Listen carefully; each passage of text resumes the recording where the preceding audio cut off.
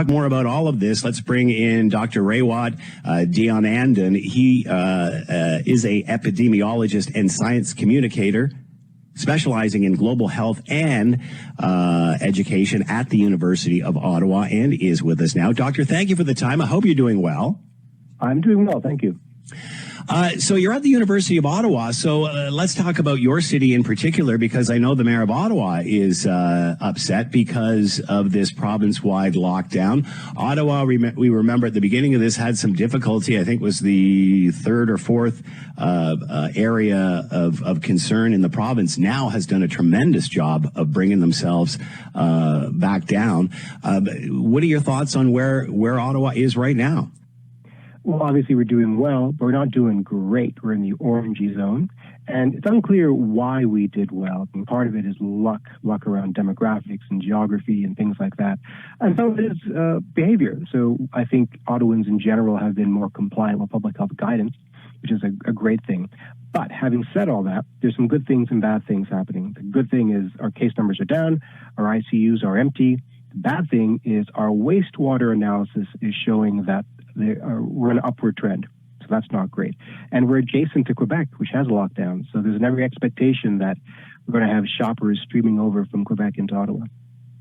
You talked about certain areas, and many were asking how Ottawa managed to do it, because at one time, I think it was like third behind Toronto and Peel for hotspots. And you have to obviously give credit to the people. But on the other hand, is this really about compliance, or is it about privilege? I mean, we're seeing the same thing here in Halton, where, the cases are relatively low, but also a higher standard of living. More people are working from home, have the option to do that. So is that not as much an addition to this, and perhaps more than actual behavior? 100%. Yeah, you can't quantify that enough. We have white-collar workers who can work from home and who don't have to take mass transit to get to work, who can have their kids stay home with them.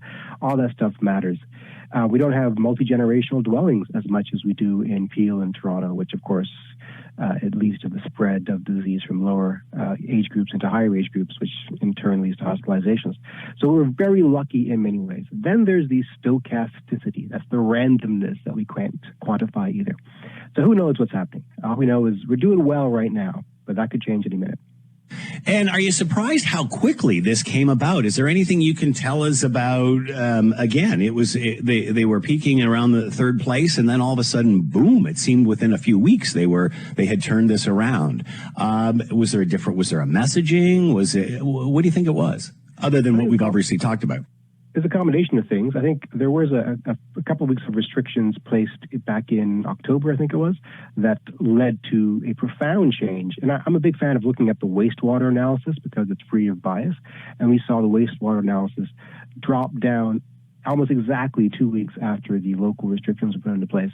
And I think compliance has a big part of it. I mean, we have a really good public health leader in Dr. Vera Etches, who's approachable and recognizable. People see her in the grocery stores.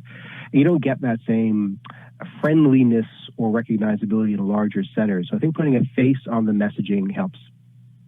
Are those in Ottawa, what's the resistance to this? Does everybody feel the same way the mayor does? I mean, considering where you have been and how quickly it can rebound, how does the citizenry feel about this? Well, of course, there's going to be those who agree and those who disagree, and it's unclear who's right. Definitely many people feel they're being punished for doing a good job. Kind of like how they felt when it was announced that we wouldn't be getting the vaccines, but in fact we were getting the vaccines. Because why must people who did a good job be punished with having to wait longer for salvation? Then there are those who see it in a global sense, that is that we have to push down the provincial numbers as a whole. We do have the threat of the Quebec border right next door, and our wastewater analysis is trending upwards. So there's a variety of sentiment in the city. Wow, so many layers to this onion, isn't there? We talk about the hospital capacity and how that has changed over the last few weeks for Ottawa. Right. So the ICU beds are empty right now, which is great. Now, keep in mind, there are three ways to get your ICU beds down to zero. One is not to get infected in the first place. The second is to recover. And the third is to die. And we don't think the third thing is what happened. but we do see that in other jurisdictions where a big die-off resulted in an artificial reduction in ICU capacity, or ICU filling, rather. But we do see now is, I think, due in large part to outbreaks in lesser vulnerable populations. The ICU beds are not filled up. Hospital capacity is, around 80 to 90%. And our reproduction number is just above 1, which means we are technically in exponential growth again, which is not great. But this has always been on hospital capacity, and right now we're looking pretty good. Obviously, the lockdown starts Boxing Day. Initially, it was scheduled for Christmas Eve. Some say it should start now. It should have started last week. How do you balance this? It's a political choice, right? So let's say we start Boxing Day. Essentially, that's signaling to people, hey, go crazy over Christmas. One could argue. Or one could argue, start on Boxing Day because we appreciate that people need time to get used to this idea to have a good Christmas. So there are two ways to take this. I'm not sure what the right way is.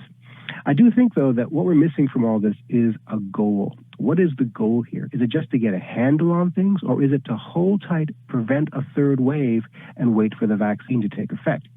If it's the latter, then we have to think about a longer-term strategy, and the provincial-wide approach is the right way to go.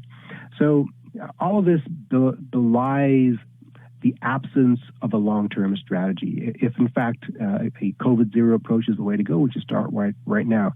It looks to me like we're just sort of holding, the attempt is to hold the province just below the crisis point as long as we can.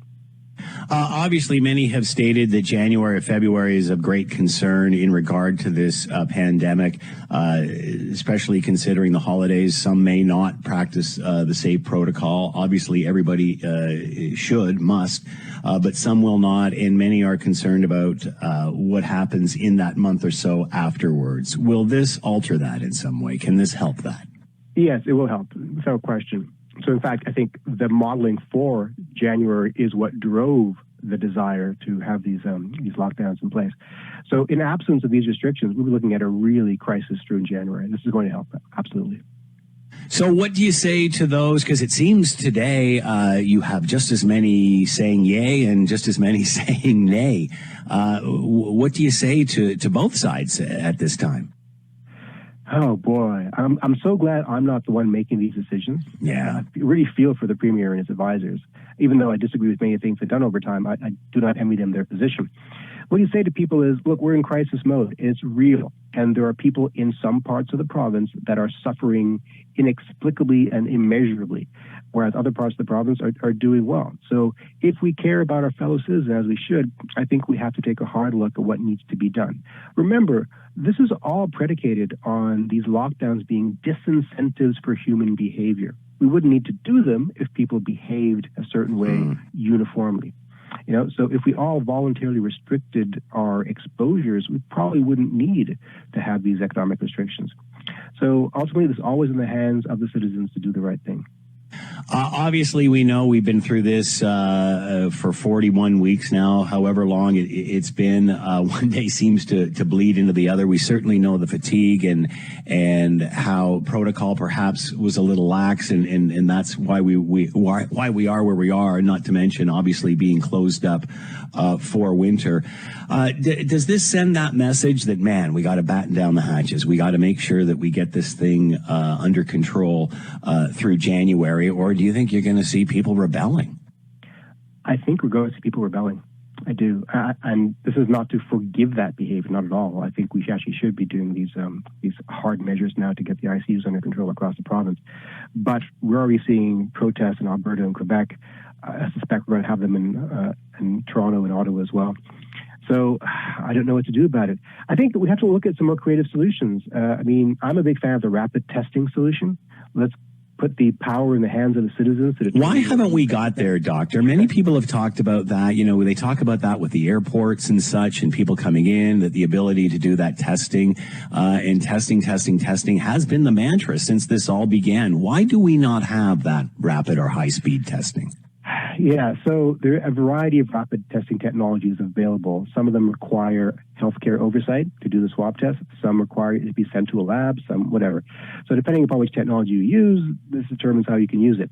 I think the fear is once you introduce this technology, then the cat is out of the bag. And if it's bad, if it floods us with bad data and creates chaos, you can't roll back, time. But what about other countries that are doing this? Yeah, I think it's time. The time is now, right? So in the UK, for example, nurses self-test at home to tell themselves whether or not they're infectious before they go to work. We can do that here. At the very least, we can give it to our healthcare providers.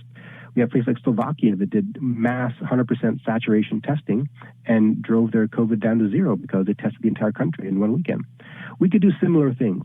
We don't have to go that extreme, but Michael Mina in the USA is advocating that we give everyone the at-home pregnancy-style test. That way if you're infectious or not, you can self-restrict. And that way we can reduce transmission without having to close things down. So I think it's time for that creative way of pushing things. Wasn't it time 6 months ago? Maybe 6 months ago the technology was not there, but I think we're there now. All right, Dr. Raywat Deonandan has been with us, epidemiologist and science communicator specializing in global health at the University of Ottawa. Doctor, thank you so much for the time and insight. Much appreciated. Be well. Thank you.